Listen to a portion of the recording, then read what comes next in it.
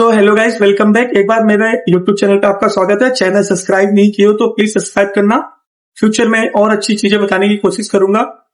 So guys, बहुत दिनों से मेरे को मेरे वीडियो पे कमेंट आ रहे थे, लोग डीएम भी कर रहे थे, इंस्टाग्राम पे भी, यूट्यूब पे भी, कि भैया मेरे को ईटीओ के बारे में बताओ, ईटीओ का स्कोप बताओ, फ्यूचर कैसा है ईटीओ का।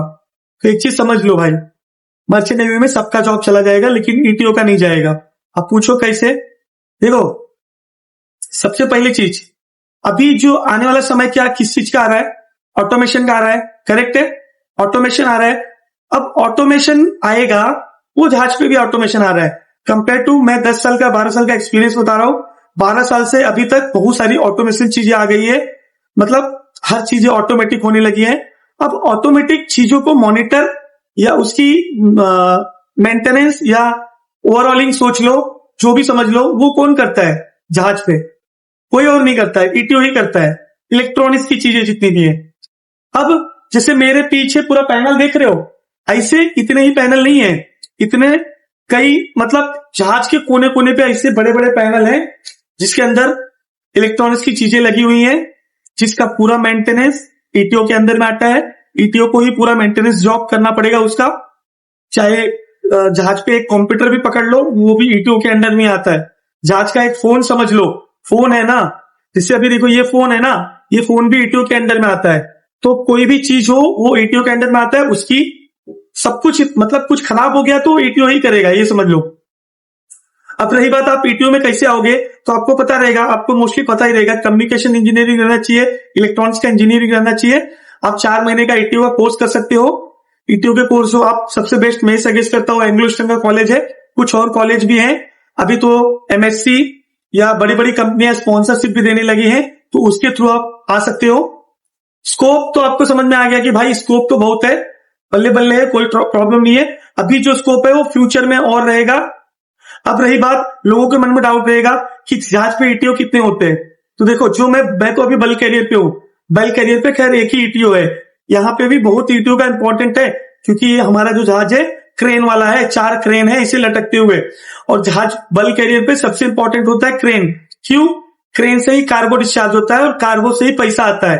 तो अभी सोचो, ईटीओ नहीं रहेगा तो क्रेन को कुछ प्रॉब्लम हुआ तो कौन सॉल्व करेगा? इसलिए ईटीओ बल्क कैरियर पे बहुत इंपॉर्टेंट है। बल्क कैरियर पे जो सैलरी रहती है ईटीओ की, डिपेंड करता है। अभी हमारे यहाँ तो ट्रेनी, मतलब दूसरी बार आए हुए, तो इनकी सैलरी कम है, फिलिपिनो है, बट फ्यूचर में बल्क कैरियर पे 5 से 6 हजार डॉलर आपको मिल जाएगा। आप यही अगर रिफर कंटेनर पे जाओगे या केमिकल टैंकर समझ लो, या तो आप गैस वैस पकड़ लो, उस पे भाई सैलरी टू सैलरी डिफरेंट रहती है। 8 से 10 हजार डॉलर भी मिलता है। वो डिपेंड करता है कि आपका कौन सी कंपनी में सिलेक्शन हुआ है या आपको कौन सा जहाज अलॉट किया हुआ है। वो तो समय बताएगा, आप अभी से डिसाइड नहीं कर सकते हो कि नहीं मैं इसी जहाज पे जाऊंगा। वो तो आपको समय किस पलटी खाएगा वो किसी को नहीं मालूम। वो ट्रेंडिंग क्वेश्चन रहता है कि ईटीओ को, क्या ईटीओ मरीन इंजीनियरिंग कर सकते हैं? तो जी हाँ, आप ईटीओ से इंजीनियरिंग साइड शिफ्ट हो सकते हो, ये पॉसिबल है। मैंने बहुत से देखे हुए ऐसे 1-2 जो मेरे को मिले हुए हैं, जो ईटीओ से सेकंड इंजीनियर बन गए या तो चीफ इंजीनियर बन गए। ये पॉसिबल है, आप कर सकते हो।